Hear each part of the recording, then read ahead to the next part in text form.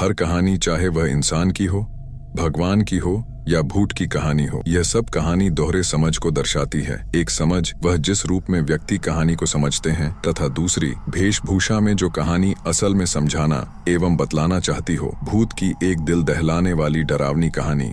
ऐसी ही एक भूत की कहानी आपको डराने के लिए प्रस्तुत किया जा रहा है। इसमें डर तो है ही, साथ में प्रेम के मायनों को परोसा गया है। यह कहानी है राजेश और सुमित्रा की, उनके प्यार की, उनके मिलन की और एक उनके साथ उनके भीतर पनपते एक प्रेत आत्मा की। भूत की कहानी कसौली से जुड़ी एक डरावनी कहानी।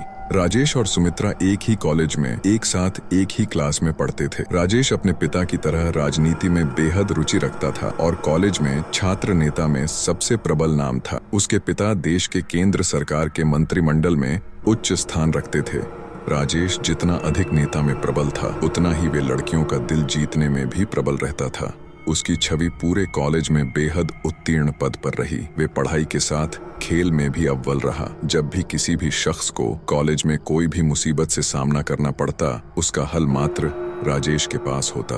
राजेश का दिल नेतागिरी के अलावा किसी अन्य पर भी केंद्रित रहा। उस केंद्र का नाम सुमित्रा था। सुमित्रा बला की खूबसूरत थी। वे अंग्रेजी डिक्शनरी में ब्यूटीफुल शब्द का सबसे प्रमुख व्याख्यान करती थी। शर्मीले स्वभाव की बोली सी सूरत ओढ़े सुमित्रा प्रेम की एक अलग प्रस्तुति पेश करती थी जो बेहद प्यारी थी। सुमित्रा मन ही मन राजेश को चाहती थी, लेकिन वह कह नहीं पाती थी क्योंकि उसे यह डर था कि कहीं राजेश मना न कर दें, क्योंकि राजेश बेहद अमीर घर से ताल्लुकत रखता था, तो वहीं सुमित्रा एक सामान्य परिवार की बेटी थी। एक दिन सुमित्रा कॉलेज से घर की ओर जा रही थी। रास्ते में उसे राजेश मिला। दोनों की नजरें एक दूसरे को देखने लगी जैसे कई जन्मों की बात कर रहे हों। फिर कुछ मिनटों के बाद दोनों ने एक दूसरे से नजर हटाई और नीचे की ओर झुकाई। राजेश बाइक पर अलग दिशा निकल रहा था, तो वहीं सुमित्रा अलग दिशा। दोनों एक दूसरे से काफी दूर हो गए थे। तभी सुमित्रा को कुछ लोग छेड़ने लगे जो कॉलेज के ही थे। सुमित्रा काफी घबरा गई और वहां से तेज रफ्तार में दौड़ने लगी। राजेश को अचानक से सुमित्रा के पास कोई काम याद आ गया। वह मुड़ा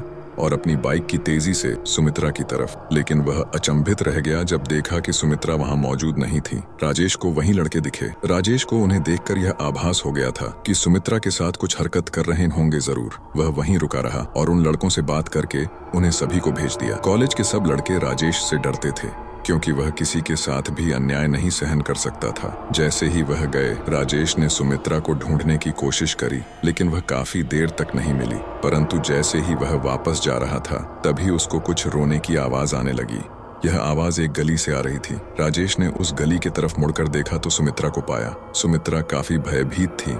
राजेश ने उसे अपने बाहों में ले लिया और उसे भरोसा दिलाया कि वह उसे कुछ नहीं होने देगा। समय बीतने लगा और दोनों के प्रेम को अब नए रिश्ते की डोर में बांधने की बातें होने लगी। सुमित्रा और राजेश दोनों का विवाह होना नक्की हुआ। सुमित्रा ने बताया वह अनाथ है, उसका कोई नहीं, वह अकेली रहती है घर पर। इस पर कईयों ने राजेश के घर से आपत्ति दर्ज करी, लेकिन राजेश का सुमित्रा के प्रति प्यार देखकर वह शादी कराने को राजी हो गए। उनकी जोर शोर में शादी संपन्न हुई। दोनों एक दूसरे में बेहद खुश थे। 3 अगस्त इस तारीख का प्लान बनाकर दोनों अपना हनीमून मनाने हिमाचल प्रदेश के शहर कसौली पहुंचे। कसौली के प्रसिद्ध रेस्टोरेंट कसौली पैराडाइज में अपने प्यार भरे क्षण बिताने के लिए वे वहां के मैनेजर से एक कमरा लेते हैं।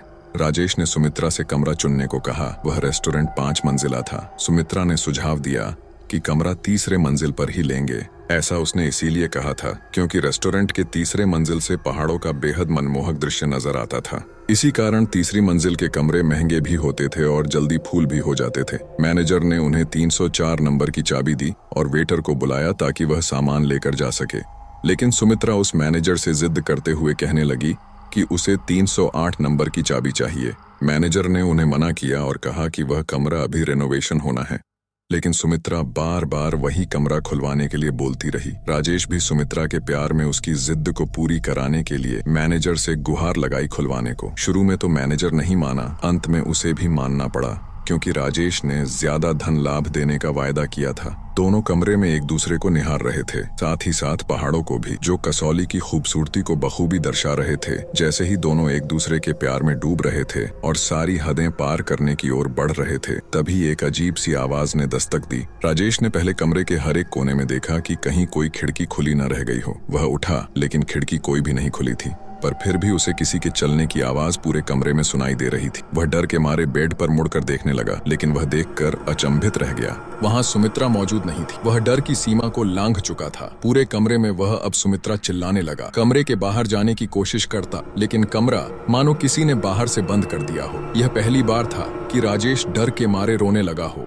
अचानक से उसे कमरे के बाथरूम से पानी चलने की आवाज आती है। वह दौड़ते हुए बाथरूम की तरफ पहुंचता है। जैसे ही वह उधर पहुंचता है, पानी की आवाज बंद हो जाती है। राजेश, जानू, कहाँ ढूंढ रहे हो मुझे? आओ मेरे पास, सुमित्रा की आवाज। राजेश देखता है कि सुमित्रा बालकनी में खड़ी हुई होती है। जैसे ही राजेश डर के मारे उससे लिपटने के लिए बढ़ता है, सुमित्रा एकदम से गायब हो जाती है और राजेश पहाड़ से नीचे गिर जाता है। उसकी मौत हो जाती है।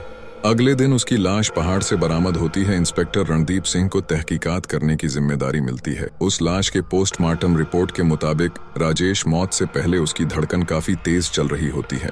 इंस्पेक्टर सुमित्रा को ढूंढने की कोशिश करते हैं, लेकिन उन्हें सुमित्रा का कहीं नहीं पता चलता। मैनेजर से इंस्पेक्टर सीसीटीवी कैमरे की फुटेज मांगता है, परंतु वह रिकॉर्डिंग देखकर परेशान हो जाता है। सीसीटीवी कैमरे में सुमित्रा की कोई फोटो नहीं दिख रही होती। इंस्पेक्टर को यह मैनेजर की चाल लगती है। इंस्पेक्टर राजेश के घर पर उसकी मौत की खबर लेकर पहुंचता है। सभी परिवार वाले आहत हो जाते हैं। इसी वक्त राजेश का भाई इंस्पेक्टर से सुमित्रा के बारे में पूछता है। इंस्पेक्टर कहता है कि कमरे में तो हमें कोई नहीं मिला। सब घर वाले कहते हैं कि राजेश और सुमित्रा का हाल ही में विवाह हुआ था। इंस्पेक्टर ने उन्हें सुमित्रा के परिजनों को फोन करने को कहा। इंस्पेक्टर को फिर पता चला कि सुमित्रा का तो कोई है ही नहीं। वह कॉलेज में भी पता करने गया तो पता चला कि कॉलेज में सुमित्रा नाम की कोई लड़की ने कभी एडमिशन ही नहीं लिया था। वह वाकई में एक भूत थी।